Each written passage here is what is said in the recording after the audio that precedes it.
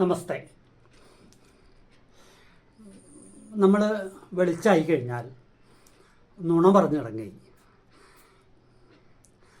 പിന്നീടും പറയും, വൈകിട്ടും പറയും. എന്താണെന്നല്ലേ, രാവിലെ നമ്മളെന്താ പറയുക, സൂര്യൻ ഉദിച്ചു. സൂര്യൻ യഥാർത്ഥത്തിൽ ഉദിക്കുന്നുണ്ടോ? ഇല്ല എന്ന് നമുക്കറിയാം. കിഴക്കുദിച്ചു എന്നാണ് പറയാറുള്ളത്. അതും ശരിയാണോ? പിന്നീട് കുറച്ച് കഴിയുമ്പോൾ കിഴക്ക് നിന്ന് പടിഞ്ഞാറോട്ട് സൂര്യൻ സഞ്ചരിക്കുന്നു എന്ന് പറയുന്നു. അതും വാസ്തവമല്ല എന്നുള്ളത് നമുക്കറിയാം. വൈകിട്ടായാലോ സൂര്യൻ അസ്തമിച്ചു എന്ന് പറയും. സൂര്യൻ അസ്തമിക്കുന്നുണ്ടോ പടിഞ്ഞാറ്? അതും ഇല്ല. ഇതൊക്കെ നമുക്കറിയാവുന്ന കാര്യമാണ്. പക്ഷേ എന്നാലും ഒരു സമ്പ്രദായം അനുസരിച്ച് നമ്മൾ ഇങ്ങനെ പറഞ്ഞുകൊണ്ടിരിക്കും. അതാണ് ഞാൻ ആദ്യം പറയുന്നത്. സൂര്യനെ കാണുന്ന സ്ഥലത്ത്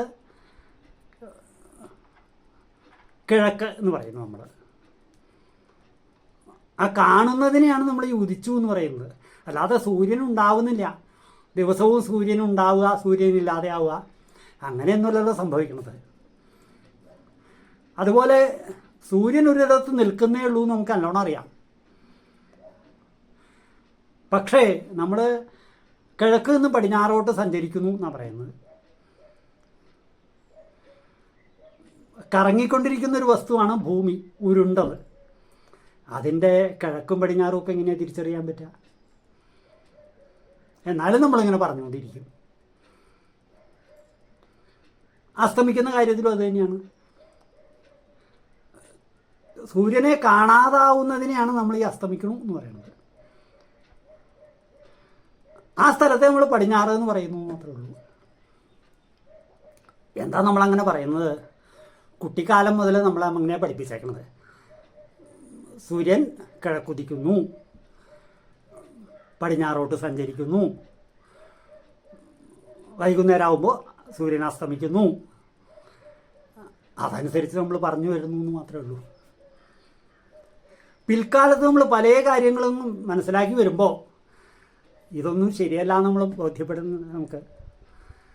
എന്നാലും ആ പഴയൊരു സമ്പ്രദായം അനുസരിച്ച് നമ്മൾ സൂര്യൻ ഉദിക്കുന്നു, സഞ്ചരിക്കുന്നു. വാസ്തവത്തിൽ സൂര്യൻ ഒരിടത്ത് നിൽക്കുന്നേ ഉള്ളൂ. സഞ്ചരിക്കുന്നത് ഭൂമിയാണ്. അത് നമുക്കറിയാഞ്ഞിട്ടല്ല. ഇങ്ങനെ ആ സമ്പ്രദായം അനുസരിച്ച് പറയുന്നത് നമ്മൾ മാത്രമൊന്നുമല്ല. പുരാണങ്ങൾ നോക്കി അങ്ങനെ തന്നെയാണ് കാണുക. പഞ്ചാംഗത്തിലും അതെ, കലണ്ടറിലും അതെ. അതൊരു സമ്പ്രദായം അനുസരിച്ച് അങ്ങനെ പറഞ്ഞു വരുന്നു എന്ന് മാത്രമേ ഉള്ളൂ. വാസ്തവത്തിൽ സൂര്യൻ ഉദിക്കുന്നില്ല, കിഴക്ക് നിന്ന് പടിഞ്ഞാറോട്ട് സഞ്ചരിക്കുന്നില്ല, വൈകുന്നേരം അസ്തമിക്കുന്നുമില്ല. അതാണ് വാസ്തവം. ഇതേതുപോലെയുള്ളൂ. തീവണ്ടിയിലൊക്കെ ഇങ്ങനെ സഞ്ചരിക്കുന്ന സമയത്ത് കുട്ടികൾ പറയും, എന്താ മരങ്ങൾ ഓടുന്നു. അപ്പോൾ നമ്മളവരെ പറഞ്ഞ് മനസ്സിലാക്കാറുണ്ട്. എന്താ, മരങ്ങളല്ല ഓടണത്, വണ്ടിയാണ് ഓടണത്. വണ്ടി ഓടുന്നുകൊണ്ട് അങ്ങനെ തോന്നണതാണ്. പിൽക്കാലത്ത് അവർക്കത് മനസ്സിലാവും. അതുപോലെ തന്നെ നമുക്കും മനസ്സിലായ കാര്യമാണ് സൂര്യൻ്റെ. എന്നാലും നമ്മുടെ ഒരു സമ്പ്രദായം അനുസരിച്ച് നമ്മൾ അങ്ങനെയൊക്കെ തന്നെയാണ് പറഞ്ഞു വരുന്നത്.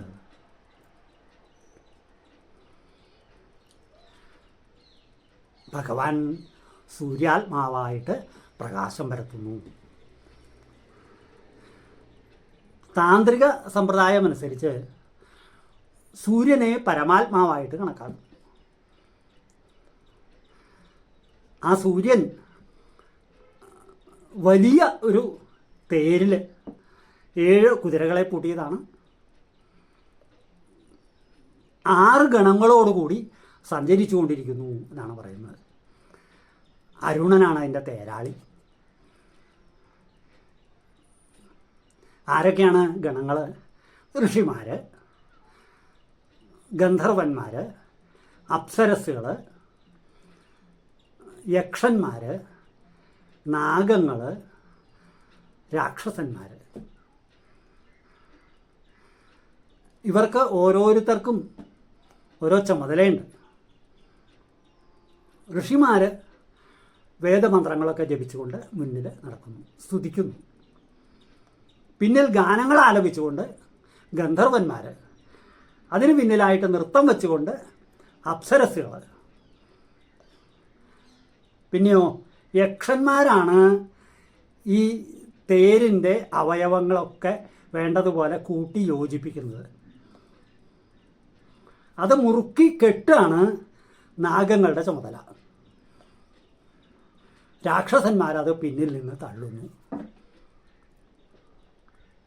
ഇങ്ങനെ 6 ഗണങ്ങളും അവരവരുടെ ചുമതലകൾ നിർവഹിക്കുന്നു. ഇതിൽ ഋഷിമാർക്ക് മാത്രം മാറ്റമില്ല. എല്ലാ മാസവും ഒരേ ആൾക്കാർ തന്നെയാണ്. ബാക്കിയുള്ളവരൊക്കെ ഓരോ മാസവും മാറിക്കൊണ്ടിരിക്കുന്നു. അങ്ങനെ സൂര്യാത്മാവായിട്ടുള്ള ഭഗവാൻ നമ്മളെ അനുഗ്രഹിക്കുന്നു. ആ സൂര്യനോട് പ്രാർത്ഥിക്കാറുണ്ട് നമ്മൾ, ധിയോ യോന പ്രചോദയാൽ, നമ്മളുടെ ബുദ്ധി നേരെയാക്കി തരണേ, നല്ലതാക്കി തരണേ എന്ന്. ആ ഭഗവാന്റെ സൂര്യൻ്റെ അനുഗ്രഹം എത്ര വലുതാണ് എന്ന് ആധുനിക ശാസ്ത്രം തന്നെ സമ്മതിച്ചിട്ടുള്ളതാണ്. അതായത് ഈ പ്രപഞ്ചത്തിലെ സകല ഊർജസ്രോതസ്സും സൂര്യനിൽ നിന്നുണ്ടായതാണ് എന്ന് മോഡേൺ സയൻസ് വ്യക്തമാക്കിയിട്ടുണ്ട്. അതുതന്നെയാണ് നമ്മളുടെ പുരാണങ്ങളിലൊക്കെ പറയുന്നത്.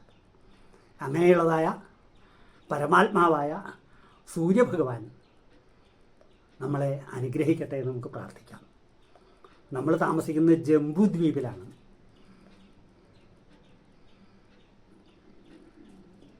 ഉപ്പ് സമുദ്രം കൊണ്ട് ചുറ്റപ്പെട്ടതായ ദ്വീപ്. ഈ ദ്വീപിൽ സൂര്യഭഗവാനെയാണ് ഒരുവിധം എല്ലാവരും പ്രാർത്ഥിക്കുന്നത്, ഭജിക്കുന്നത്. അപ്രകാരമുള്ള സൂര്യഭഗവാന്റെ അനുഗ്രഹത്തിനായിട്ട് പ്രാർത്ഥിച്ചുകൊണ്ട് ഈ വീഡിയോ സമർപ്പിക്കുന്നു. ഇത് നിങ്ങൾക്ക് വിജ്ഞാനപ്രദമായിട്ട് തോന്നുന്നുണ്ടെങ്കിൽ മുൻപ് പറഞ്ഞതുപോലെ സബ്സ്ക്രൈബ് ചെയ്യുക, ഷെയർ ചെയ്യുക, ലൈക്ക് ചെയ്യുക, കമൻറ്റ് ചെയ്യുക. നമസ്കാരം.